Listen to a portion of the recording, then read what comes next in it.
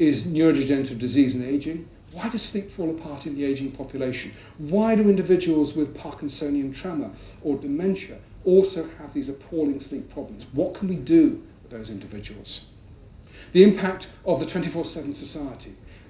Everything that we've talked about here, we want to actually place into a much firmer experimental footing, and critically, the fundamental neuroscience. If we're going to have genuinely evidence-based approaches to deal with these components, we need the fundamental underpinning neuroscience. And so that's our aim, and if anybody's interested in chatting to me about this initiative further, please give me an email. Finished. Any questions?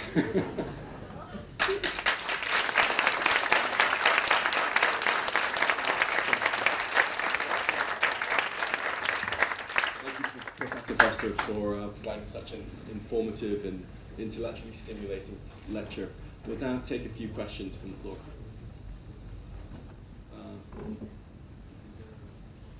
Mike? I can do it without a mic. Okay. You've warned us of the dangers of the tabloid press with regard to neuroscience. As a parent of a 10-year-old heading into the teenage years, I have seen in the tabloid press points about teenagers need to sleep later than other people, their circadian rhythms are different to other people.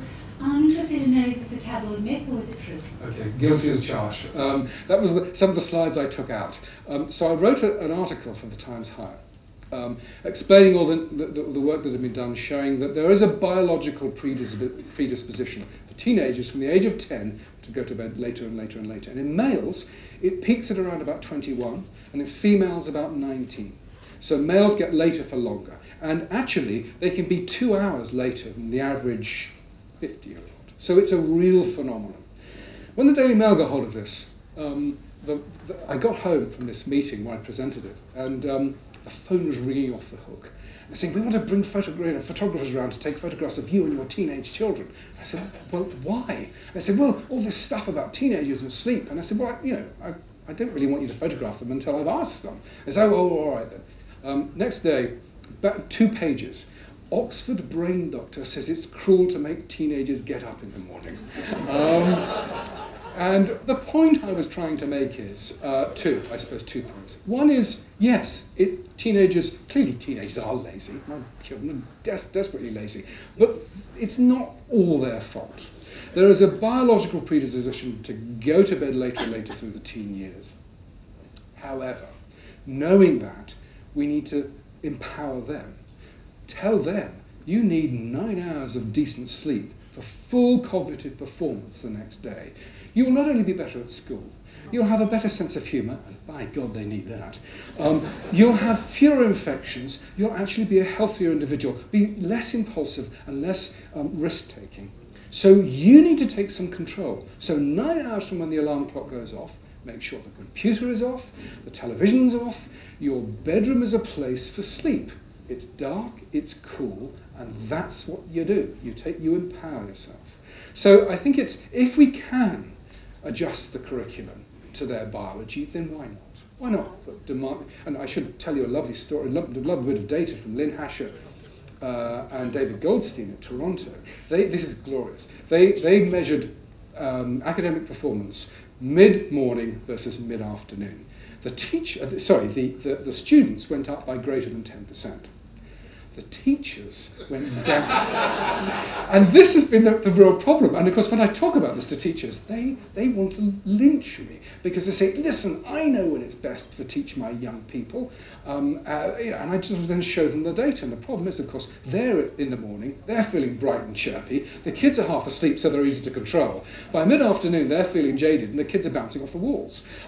So it is difficult, but there's real biology here. So where we can accommodate our teenagers and their educational experience, we should, but they also need to take some responsibility.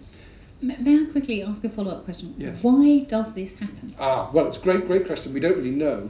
It's not clock genes, obviously. The clock genes will determine morningness and eveningness. But it looks as though through those teenage years, it's the hormonal changes. And it's very interesting because girls go through puberty a little bit earlier than boys, and actually they peak in terms of their tendency to go to bed later. They also never get as late as boys. boys tend to be later than girls. So it's probably the steroidal changes. And the support for that would be is that in a mouse, they have a 4-day estrus cycle. And as their hormones change, they actually onsets of their clock scallop. They change a little bit. So it's almost certainly those steroid hormones through. Another bit of information is that by the time we get back down, and males and females are getting up and going to bed at about the same time when they're 55. That's the first time since they did that since they were 10. Next question, please. Hi, Ian Young. Fantastic talk, Professor Foster. Thank you very much. I've just got a quick question on I remember years ago the official government guidance was that 7 to 8 hours was quote-unquote normal recommended sleep for most people. Yeah. What is, in your advice, the current recommended number of hours for most normal people? It's a terribly important question. When, like which part of the day? Yeah, okay. First of all, how long should we sleep? Well, there's a lot of individual variation, but the answer to this is fairly straightforward, which is if you're feeling tired and irritable during the day, if you're utterly dependent upon an alarm clock to get you up in the morning, and if at the weekend or on holiday, when you don't have an alarm clock, you tend to sleep over, you're not getting enough sleep. And what many people will do is be sleep restricted during the working week, and then oversleep at the weekends, thinking that they can fully compensate. You can't. The sleep debt that you build up over 5 days, 2 days is usually not enough to allow you to dissipate it. So it's awful. It's almost like it's a bit sort of wishy-washy because it's listen to your own biology. If you're impaired, then you know you're not getting enough sleep. When should you sleep? Well, again, that will vary to some extent whether you're a morning person or an evening person. This is, again, really very interesting. If you ask a morning person, go to bed early, get up early, does your work impede your sleep habits? And they say, no, it's absolutely fine. That's really easy. I can get up early, go to work. You then ask them, does your social life impede your sleep habits? They say, it's awful.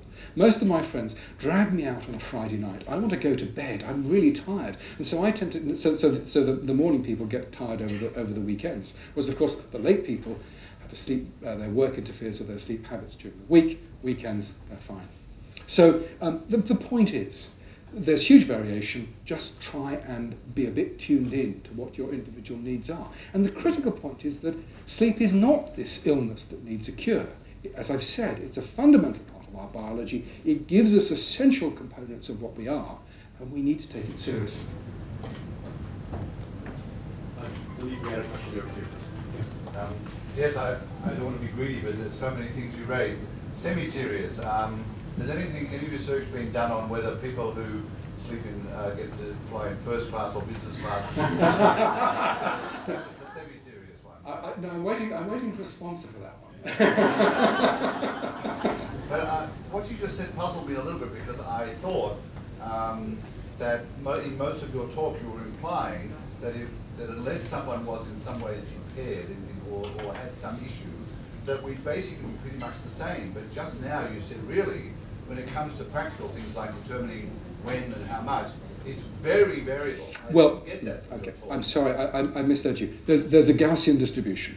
So most of us would be bang in the middle, where about 8 hours for an adult is about right. But there will be individuals who will be morning types and evening types. And in fact, I've often thought this is an extraordinary, what you need to do is get city and companies and chronotype the workforce. Those are good in the morning types, those are the middle types, and those are the evening types. And you essentially, it's very easy to do. You chronotype your workforce, you say, right, those are the people that do the American markets, these are the European markets, and these are the Asian markets. And you actually fine-tune biology to the demands of work. And I wonder if you wanted to say anything about either sleep apnea, which I happen to suffer from, and I know it is a sort of an issue that many people have, even if they don't know it. And also the subject of depression, which you didn't specifically mention. Would you categorize that amongst the very severe illnesses, or is that a somewhat separate one from the ones you did? Yeah, okay. First of all, sleep apnea. And John Stradling in Oxford is one of the world experts in sleep apnea. And if you have problems, see John. He's absolutely superb. And of course, what that is a collapse of the musculature of the neck, when you're sleeping, which means that you're restricting the airways. And of course what happens is that you essentially asphyxiate, your brain realizes it's being asphyxiated and so wakes you up, and that's what sleep apnea is. And of course forced air, these masks actually solve it perfectly. I mean they take a bit of time to get used to, but they work really well. And the second question, sorry, what was that? About whether depression is... Oh yeah, okay. Now that's very interesting because in fact the first links between mental illness and sleep disruption were in depression. And it was always noted, and I think really very interestingly, that sleep abnormalities would occur prior to the depressive episode. And it's always been assumed, in postnatal depression, it's always been assumed that the depression gave rise to the sleep disruption. But actually, it's the sleep disruption that has given rise to the depression. So sleep will precede these events, and indeed we will be studying depression as well. And I think, again, many people intuitively know if they've started to have, well, I mean, the device, I should have also said, in part of the centre, is we're working with bioengineers. And because the sleep disruption precedes the illness, whether it be bipolar, recurrent depression, whatever, what we can do is develop little devices that you can wear on your wrist, then use mobile phone technology. So many individuals can live in the community, and then this information can go to a clinical nurse. They can look at a large number of people in the community. If you start to see an abnormal pattern in one individual, you say, hang on, there's something wrong or going wrong here. We'll bring them in preemptively, try and consolidate the sleep, and then deal with it. And that's part of our aim for not only depression, but also severe mental illness as well. Dealing with the relapse before the relapse actually kicks in. I believe that gentleman had a question. Thanks so much for the fascinating talk. Thank you. You mentioned a couple of stages of sleep. Yes. And, thank you. You mentioned a few stages of sleep, and at a very basic level, I think most of us know when we're asleep or awake, not always perhaps, but more scientifically, I wondered if there was a way you could define what constitutes sleep, and to what extent that can be replicated, either induced by drugs or whatever, or by when conscious through relaxation or whatever. I think that's an extremely important point. Sleep is incredibly complicated. And if we deal with the issue of sedatives, sedatives do not provide a biological mimic of sleep. They essentially sedate. And essentially what they will do is activate essentially neurotransmitters that turn off in a switch-like manner the neurotransmitters of the ascending arousal system. And sleep is much more dynamic than that.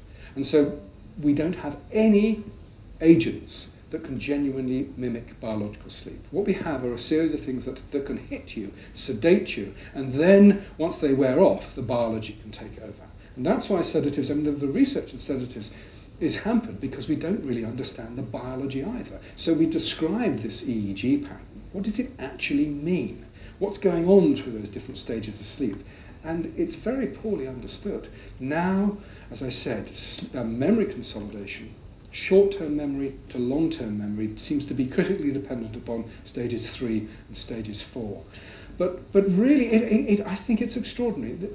30% of our biology, and we have only the crudest understanding of what's going on, and yet we're happy to leap in and thump it, with a drug that essentially knocks it out. And it's fascinating. I mean, I just don't know most of those issues that you've raised. Actually, we'll have a question on the right.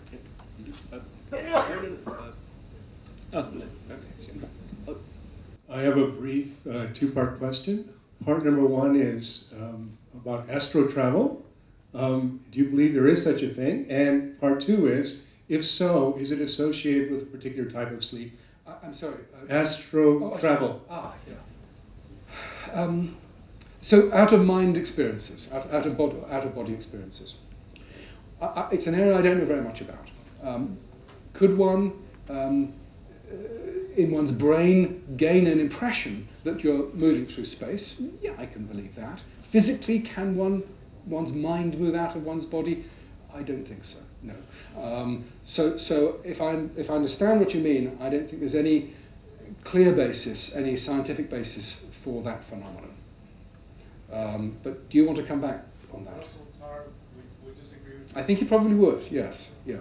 But in terms of what I understand, is that no, I think it's essentially, there's great interesting because working with psychiatrists now of the past few years, many psychiatrists fall into two groups, and many have gone into psychiatry because they want to understand the brain and brain function. Paul Harrison, great colleague in psychiatry, that's why he went in. And he told me a story, he said it was really quite extraordinary.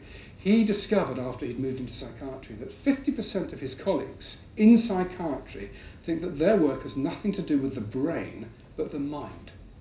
And of course, many of us would feel that the mind is essentially the product of the neural circuitry of the brain. That's where it resides. There is no brain-mind division.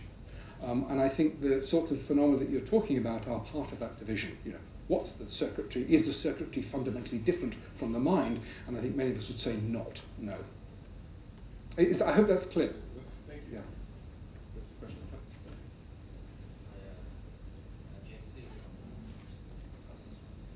It's okay, maybe if you speak up. Okay, James Lee, I actually have a personal question. I'm very impressed by the presentation, but also quite scared. Because my job situation is I understand I'm supposed to sleep 8 hours plus 7 multiplied by 7 days, that's 56 hours a week. Yeah. And every work day I sleep less than 6 hours. So can I sleep something back during the weekend for my sanity? Well, the studies that have been undertaken would suggest that you can partially recover the sleep debt, but not fully. And what you highlight, though, is the real dilemma, because now we are getting a better understanding of the impact of sleep disruption. But we've constructed a 24/7 society where most of the time it's not easy to accommodate the biology within the society. So what do? Do we say we're never going to have shift work again? Well, of course not. But what we can do is think about mitigating some of the problems. So, for example, if you feel that you can genuinely not have greater sleep, but you know that you're at greater risk of cardiovascular disease, diabetes 2, metabolic abnormalities, and all these other things, then you need to get frequent health checks.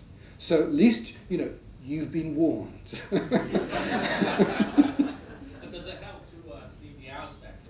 Yeah, it does. I mean, you'll get something back, but you won't fully recover. I mean, really what you should do is develop good sleep hygiene. Naps, very interesting.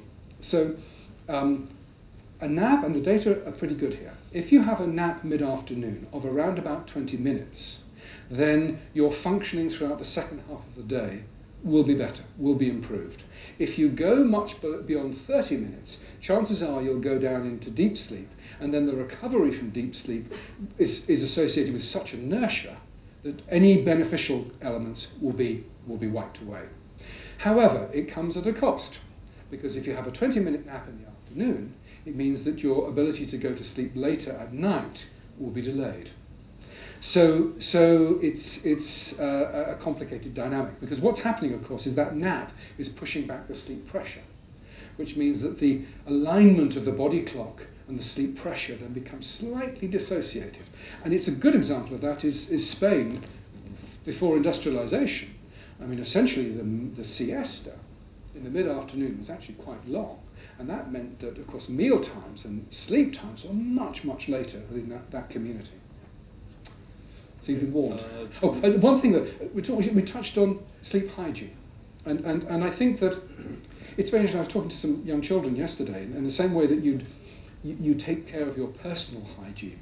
You'd never think of going to school without brushing your teeth or being clean in some way.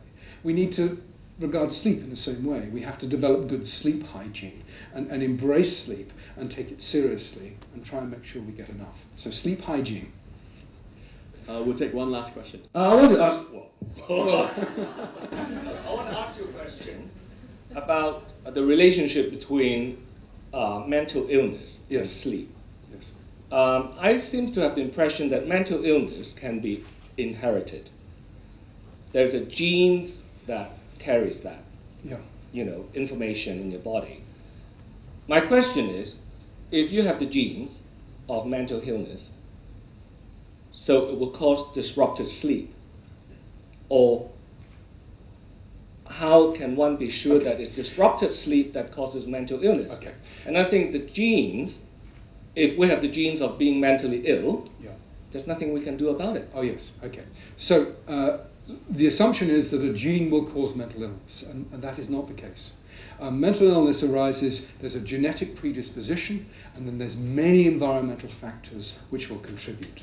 And what we don't understand is which genes genuinely predispose you and what environmental factors can exacerbate and make it worse. And I suppose one of the points I was trying to make is that where you have a gene that is common to sleep mechanisms and mental illness, you have a double whammy, because then you're precipitating a whole set of environmental problems, poor sleep, that feed back and then exacerbate the neurochemistry which would shove you into the state of mental illness. And it's teasing apart the genetic, environmental, and the variety of factors that are so important. And what's exciting, though, I think, with the work, is that there's the potential of identifying early on abnormal sleep as one of those risk factors, stabilize that, and will you then nudge people from that developmental trajectory which will almost certainly lead them to some form of mental illness. And that's what we don't know, and that's what we're studying in that first block of the SCNI. Thank you. Thank you, Professor. Thank you, John. Thank you very much. Great pleasure.